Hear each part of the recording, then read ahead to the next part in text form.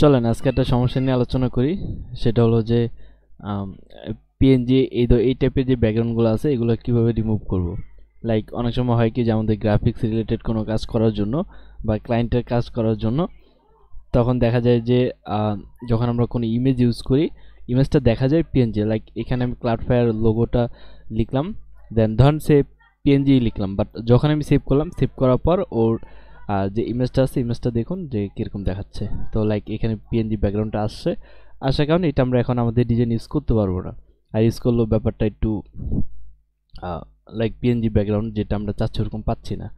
তো এই ধরনের প্রবলেম সলভ করার জন্য চল তাহলে আমরা ফটোশপে চলে আসলাম। আসার আগে আমরা ছবিটাকে কপি করি, বা ধরেন এটা আমরা ডাউনলোড করে ফেলছি। তো এখন আমি ওপেনে ক্লিক করব। ওপেনে ক্লিক করার পর যেটা ডাউনলোড করছি এটাতে ওপেন করলাম। ওপেন করার পর এখন যে ইমেজটা দেখতে পাচ্ছি এটাকে আমি কনভার্ট নর্মাল লেয়ারে দিই। তারপর এখন দেখেন যে আমার ব্যাকগ্রাউন্ডটা কীরকম আছে, লাইক বলতেছে পিএনজি বাট পিএনজি না। তো চলেন এই পিএনজি ব্যাকগ্রাউন্ডটা আমরা কীভাবে রিমুভ করবো। ফার্স্ট অফ অল আমাদের একটা কাজ করতে হবে, ইমেজে যাব, অ্যাডজাস্টমেন্ট, এখান থেকে আমাদের রিপ্লেস কালারে যাব। যাওয়ার পর এখান থেকে জাস্ট এই কালারটা ধরাই দিবেন, কারণ এখানে আমার যে হোয়াইট কালারটা আছে এটার সাথে আমি এটা রিপ্লেস করে দিব, তাহলে আমার পুরো ব্যাকগ্রাউন্ডটা কি হোয়াইট হয়ে যাবে। তো আমি এই কালারটা সিলেক্ট করে দিলাম এবং ওকে আমি স্যাচুরেশন যেটা আছে এটাকে 100 করে দিলাম এবং লাইটলি যেটা আছে এটাকে 100 করে দিলাম। তাহলে দেখেন আমার ব্যাকগ্রাউন্ডটা চেঞ্জ হয়ে গেছে। তো এখন আমি দুইভাবে রিমুভ করতে পারি। এখন এখান থেকে আমি ধরেন সে এক্সাম্পল এখানে যদি ক্লিক করি আমি পুরোটা ফালাই দিতে পারবো, অ্যান্ড এটা করলেও আমরা পারি। এখান থেকে ক্লিক করলাম, ক্লিক করার পর আমার যে ব্যাকগ্রাউন্ডটা ছিল টোটাল ওইটা চলে গেছে। তার মানে এখন আমার ইমেজটা কি পিএনজি দেখাচ্ছে একদম টোটালি। যদি আমি একটা ব্যাকগ্রাউন্ড দিই সলিড, দেন এখান থেকে তাহলে বুঝতে পারবেন যে আমার কালারটা ব্যাকগ্রাউন্ড হচ্ছে, আমার লেয়ারটা নিচে পড়ে গেছে, এটাকে উপরে উঠাই দিলাম। এখন দেখেন আমারটা পুরোটা পিএনজি হয়ে গেছে।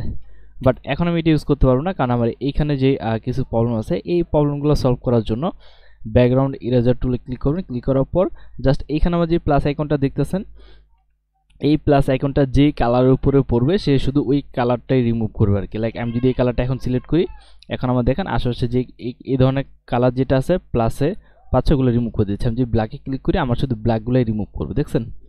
তো আমার শুধু যেগুলো দরকার ওগুলো আমি ফেলে দিই, এগুলো আমার লাগবে না। এগুলো জাস্ট একটু ম্যানুয়ালি কষ্ট করে করতে হবে, আদারওয়াইজ এছাড়া কোনো উপায় নেই। তো এই শর্ট একটা ট্রিক্স যদি আপনারা ইউজ করেন দেখবেন যে এই ধরনের ইমেজ আপনারা খুব দ্রুত পিএনজি করে ফেলতেছেন। তো আমি আর এগুলো রিমুভ করলাম না, ওইটা দেখাই দিলাম কীভাবে রিমুভ করবেন। লাগছে এখানটাও খুব ইজিলি করতে পারবেন, কোনো প্রবলেম নেই। তো এই যে দেখেন, তো এগুলো রিমুভ করতে পারবেন। সো আই থিঙ্ক আপনাদের প্রবলেম ক্লিয়ার। আর এখান থেকে আরেকটা কাজ করা যায়, যেহেতু এটা আমার শর্ট, তো সেই ক্ষেত্রে আমি এটা এখান থেকে যদি এইভাবে সিলেক্ট করি, দেন এতটুকু ধরাই দিলাম, দেন রিমুভ, আমার এখানে এটা চলে গেছে। দেন এখানে আমার ওয়ান কাইন্ড অফ একদম সোজা একটা লাইন চলে গেছে। তো আমি এটাকে ধরলাম, দেন এতটুকু ওপস বেশি হয়ে গেছে। দেন আরেকটা কাজ করতে পারি, সেটা হলো যে এখান থেকে আমি মাইনাস করে দিই। যদি আমি কন্ট্রোলে ধরি, কন্ট্রোলে ধরার পর সরি অল্টারে যদি আমি ধরার পর এখানে দেখেন আমার প্লাস চিহ্নটা মাইনাস হয়ে যাচ্ছে। লাইক কোথায়, এই যে আমার মাউসটা দেখেন যেখানে আছে এখানে দেখেন যে প্লাস চিহ্ন আছে, এখন মাইনাস হয়ে গেছে। তো এতটুকু আমি মাইনাস করতে চাই, আমার আরেকটু মাইনাস করা লাগবে এখান থেকে, লাইক এতটুকু, হ্যাঁ চলবে। লাইক হ্যাঁ, এখন আমি যদি ডিলিট করি তো আমার ওই উপর ভাগটা চলে গেছে। দেন বাকি যেগুলো আছে এগুলো আমি এখন একটা একটা করে এখানে ব্যাকগ্রাউন্ড রিমুভার যেটা আছে ইরেজার, এখান থেকে জাস্ট আমি ধরলেই এগুলো রিমুভ হয়ে যাবে।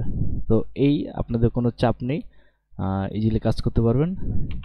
দেন আমাদের প্রবলেম সলভ। এখন শুধু একটা কাজ করুন, ব্যাকগ্রাউন্ডটা ফালাই দিই, ব্যাকগ্রাউন্ড যেহেতু দরকার নেই, এবং এখানে ইমেজে যাবেন, যাওয়ার পর ট্রিমে ক্লিক করবেন। ক্লিক করার পর এখান থেকে জাস্ট এগুলো চারটা সিলেক্ট করে দিবেন।